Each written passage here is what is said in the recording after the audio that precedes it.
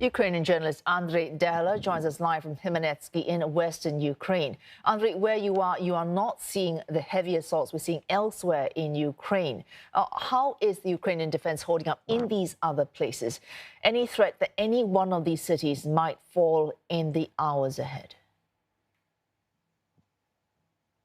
As it is true that we do not we don't have to see any defensive effort here in the west of Ukraine.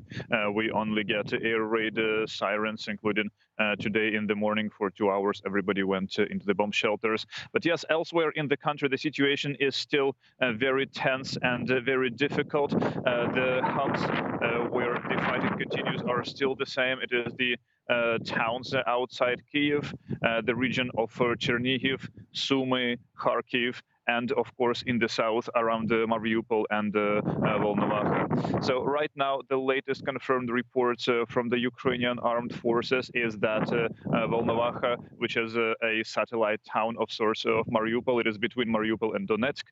So this city has been taken by the Russian forces, and the Ukrainian army moved back to Mariupol from there.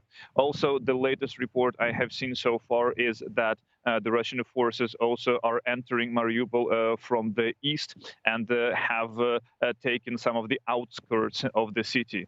It is very hard to tell whether Mariupol could fall in the foreseeable future, just because the city is very big. It is much bigger than Volnovakha or any other city close by, which means that it may take a very long time until it is actually taken. And I think that there are still very significant forces from Ukraine stationed in the city. So if I were to base my assumptions on the information we have seen and heard so far, I do not think that we should see any of the besieged and attacked city fall today or tomorrow.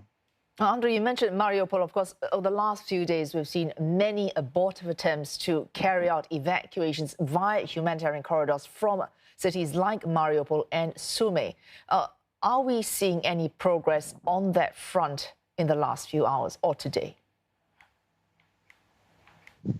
Most certainly not in Mariupol, since the fighting is reported to be raging still in the city. I think that basically cancels any chances at all that an evacuation could proceed from the city. Today in the morning, Ukraine again announced more than 10 humanitarian corridors that it was ready to open.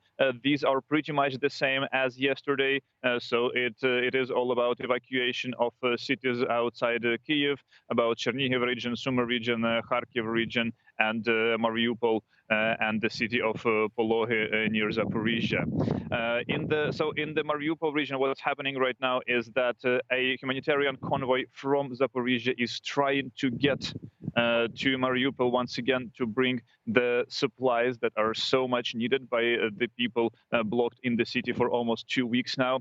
But again, with the fighting going on, there is a very slim chance that this effort would actually achieve its goals. Thanks to Andrei Dela speaking live from western Ukraine.